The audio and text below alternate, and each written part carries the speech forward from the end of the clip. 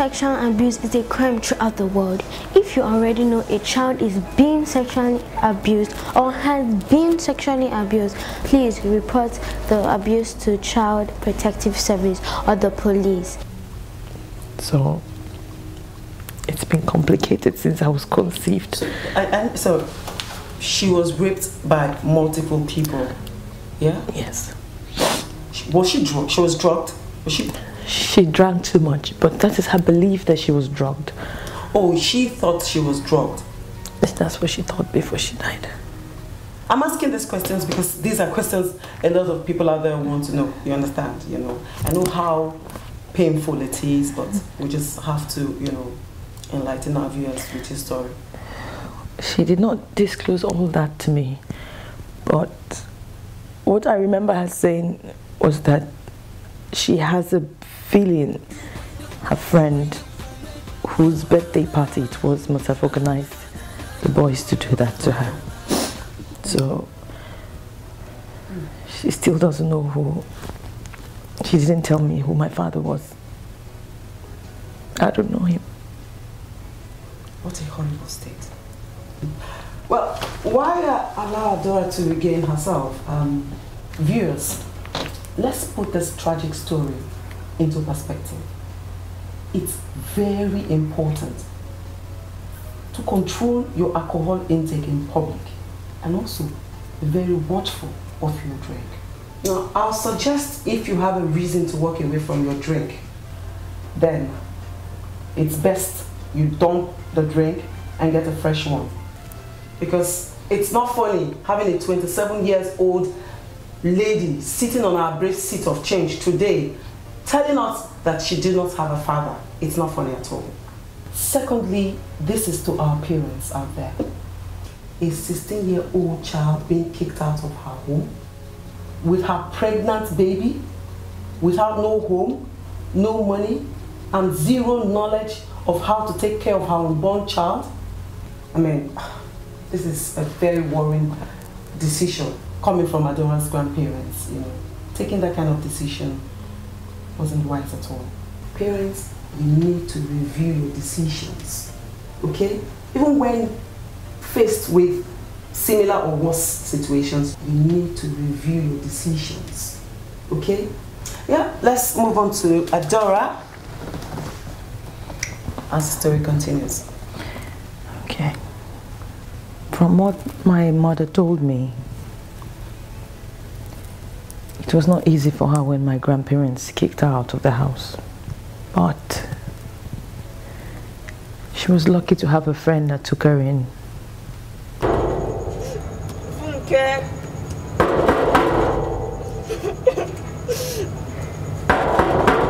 It's Sandy. Sandy! What happened? Sandy, what is this? You're pregnant? Let's go in. And she grew up very fast because she had to take care of herself and also the baby in her womb. She obviously dropped out from school. And then she started petty trade. Come again, she started petty trade, okay, which included selling cooked food, mama put. I'm going to cut the story short because if I want to talk about my mother, I will be here till tomorrow. But I'll give my mother credit for having me at 16. And she worked hard to take care of me. And 9 years later, tragedy struck. My mother started going blind. Some sort of night blindness. I was young, I did not know what was happening to my mom.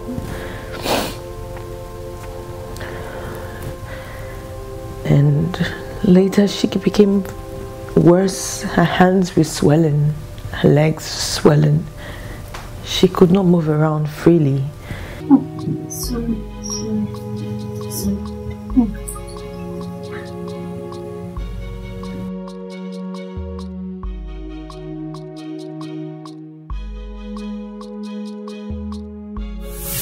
those the symptoms of the night blindness? I was young. Swollen legs, and is that part of the symptoms? I was young. I couldn't really tell, but these were the things I saw. Okay. Well, I remember that all the money she had made from business went into her medication.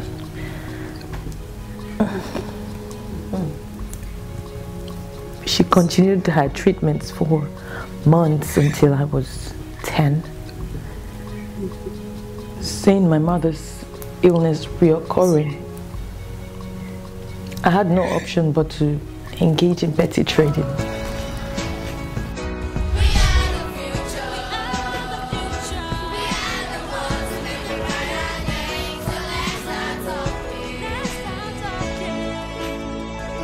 So I could pay for her hospital bills and put food on the table. And that was how my sexual ordeal started. So you mean you now started doing petty trading and paying the medical bills for your mom as well? Yes. Now, it's bad enough not knowing who her father was. And Adora, at the age of 10, our special guest here today, became the breadwinner in her home. Just to be able to pay her mother's medical bills and also to be able to feed the mother as well. It's a very pathetic sight when I see kids approach my car when I'm coming back from work at night and they're so desperate to sell off their goods. Very late hours, between the hours of 8 and 10, when I'm coming back from work, you see these children, you know, clinging to cars, trying to see how they can sell their goods, looking so tired and used up, all in a bid to put food on their mother's table. This is not it at all. How can our society accept such child cruelty? We need to stand up and speak out. We need to protect our children. They are the future. I'll see you after the break. In 90% of a child's sexual abuse cases, the child knows and trusts the person who sexually abuses us. Together we show sexual abuse the red card. Child sexual abuse is a crime throughout the world. If you already know a child is being sexually abused or has been sexually abused, please report the abuse to Child Protective Service or the police. Together, we show sexual abuse the red card.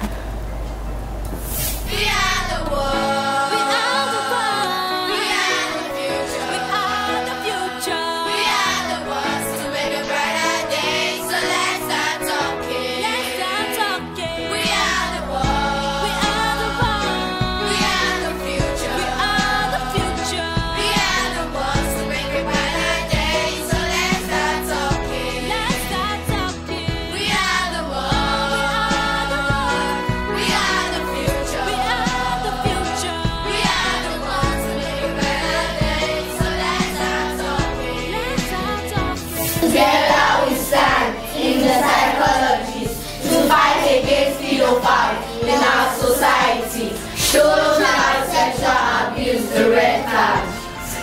You're welcome back. Adora is still here, sitting on the brief seat, telling her story, and that story continues. Over to you, Adora. Thank you.